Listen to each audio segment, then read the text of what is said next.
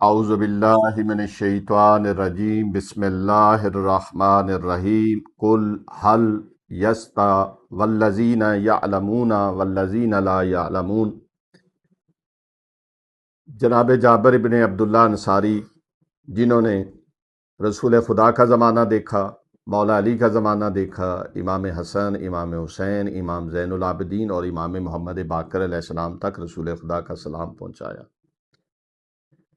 ایک دن امام محمد باقر علیہ السلام نے کہا کہ اے جابر، تم نے میرے نانا کا زمانہ دیکھا، میرے جد کا زمانہ دیکھا، آباء و اجداد کا زمانہ دیکھنے تک، میرے بابا کا زمانہ دیکھ کے میرے تک پہنچے ہو، تم نے حاصل کیا کیا ہے؟ جناب جابر نے کہا کہ اے فرزند رسول، میں بڑھاپے کو جوانی پہ ترجیح دیتا ہوں، میں بیماری کو تندرستی پر ترجیح دیتا ہوں، میں فقیری کو امیری پر ترجیح دیتا ہوں۔ مولا نے ایک جملہ ارشاد فرمایا کہ تم نے اتنے معصوموں کا زمانہ پایا ہے لیکن حاصل نہیں کر سکے جو حاصل تمہیں کرنا چاہیے۔ کہا فرزند رسول آپ بتائیں۔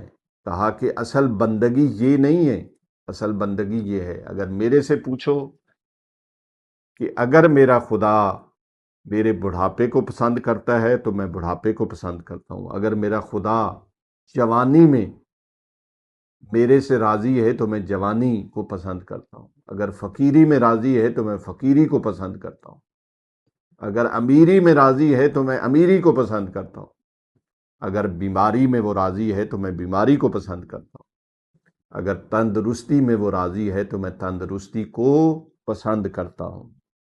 امام نے ایک فارمولہ دیا ہے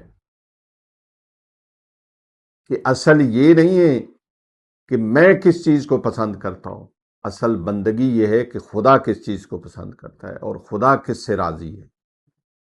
جس چیز میں خدا راضی ہے وہی اصل بندگی ہے۔ تو ہمیں بھی آج یہ سوچنا چاہیے کہ خدا کی رضا کو دیکھیں، ائمہ کی رضا کو دیکھیں کہ وہ کس میں راضی ہیں، اپنی میں کو ختم کریں، اللہ، رسول اور ائمہ کی رضا کو مد نظر رکھتے ہوئے کام کریں تو ہماری مشکلات بھی آسان ہو جائیں گی، ہماری دنیا بھی آسان ہو جائے گی، ہماری آخرت بھی آسان ہو جائے گی، ہماری تمام منزلیں آسان ہو جائیں گی۔ دعا ہے کہ خداوند عالم ہمیں امام محمد باقر علیہ السلام کے ان جملوں پر عمل کرنے کی توفیق عطا فرما، وآخر دعوانا ان الحمد للہ رب العالمین۔ ہماری گزارش ہے کہ ہمارے فیس بک، یوٹیوب اور انسٹاگرام کے تمام پیجز کو لائک کریں، شیئر کریں اور سبسکرائب کریں۔ آپ کی حوصلہ افزائی ہمارے لیے قیمتی سرمایہ ہے۔ شکریہ۔